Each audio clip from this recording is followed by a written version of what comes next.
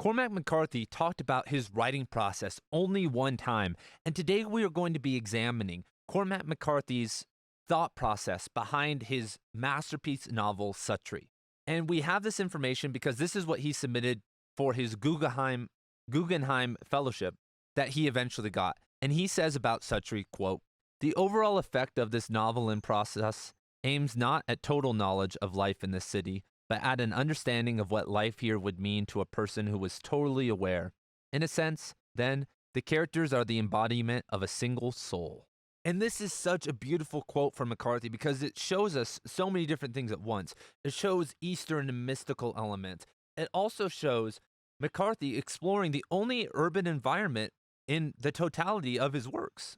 Suttree is very Dickensian in how it has this almost optimistic, fast-paced glance of the city. Even though Suttree is a very chill, fisherman not doing very much, we're kind of swept on this flow like you would find in a Dickens novel.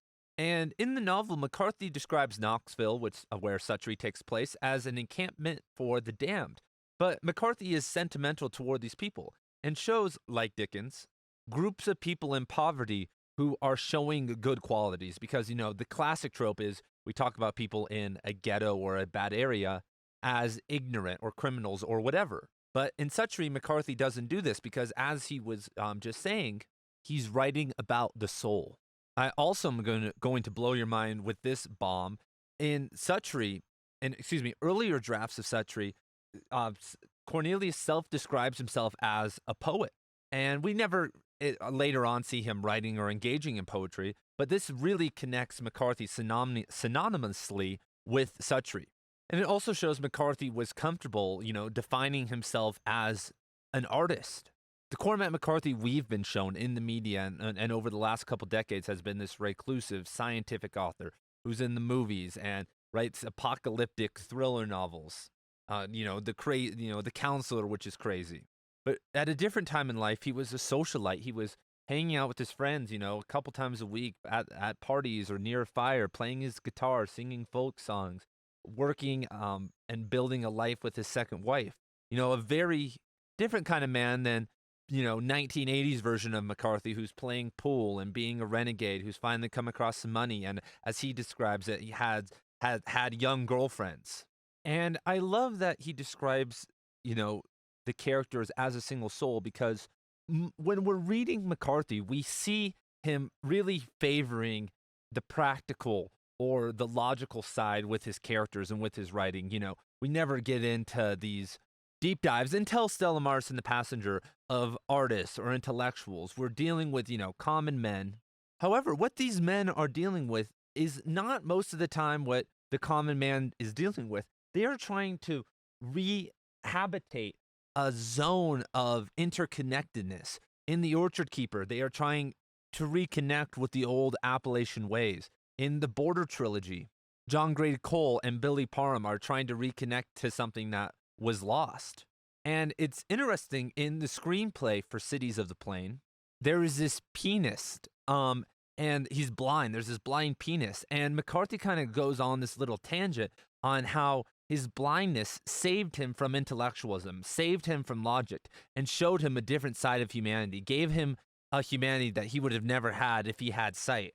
And this seems to go back to McCarthy's anti-intellectualism. He doesn't like to talk about his work. And rather than preaching to us, McCarthy offers us something with his novels that I've fallen in love with time and time again. It offers us a new perspective. Through all of his Santa Fe Institute BS and all of that, McCarthy, until his last book, is really a prophet. He is someone, as he describes in Suttree, when with the poet character, poet Cornelius says he does poetry to understand the common soul of humanity, which perfectly aligns with his commentary on Suttree. And in the published version of Suttree, he has that interaction with the Indian, and they share coffee together, and it's this kind of very nice thing. But in the unpublished version, which I'm going to give you guys right here, the scene is much more aggressive in terms of the idea of the shared soul. So let's kind of dive into this.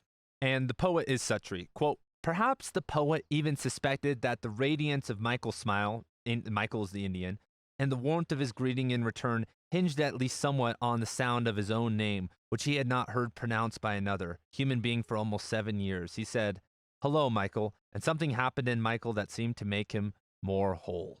I just made a video about how Cormac McCarthy doesn't really engage in characterization. And this right here, when you look at a lot of his earlier drafts of most of his novels, he cuts a lot of this out. I guess, as he's reading it, doesn't like it.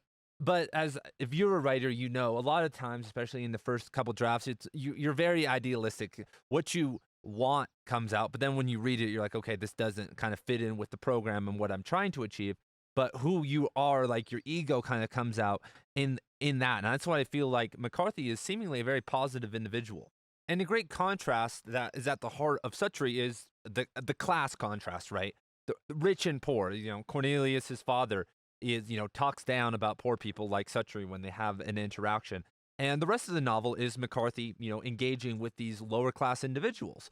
But McCarthy is saying that that's where the heart of humanity is. That's where you can connect most and see this in these communities. But it's not positive because we see racism, problems with tripping in the dew, death, people getting arrested and exploited, raped, underage sex, all throughout the novel. It's pretty wild. And so he's not showing, not telling us like everything's better down there, but he is saying that the poet, the soul of humanity, is in the lower classes. And so, what are your guys' thoughts on that quote we read at the start? And, you know, what I've been saying. It's crazy and sad that and that's all we have from Cormac McCarthy on his own writing. You know, he gives a little bit of information sometimes in the archive in the margins, but it's very short. And so I'm deep diving back in Suttree right now. I'm trying to conglomerate a lot of this information from the drafts together in my head with different theories. And so I'll be bringing that to you guys when I kind of get that done. Suttree is, I think, his longest book and has so many layers that it seemingly never ends. I'm building book courses for all of Cormac McCarthy's novels in order. I'm almost done with the Orchard Keeper course, and that's over 10 hours worth of content. And I'm already anticipating when I get to Suttree that it's just going to be endless at 20, 30 hours, like a full book, audiobooks worth of content because of its length and depth.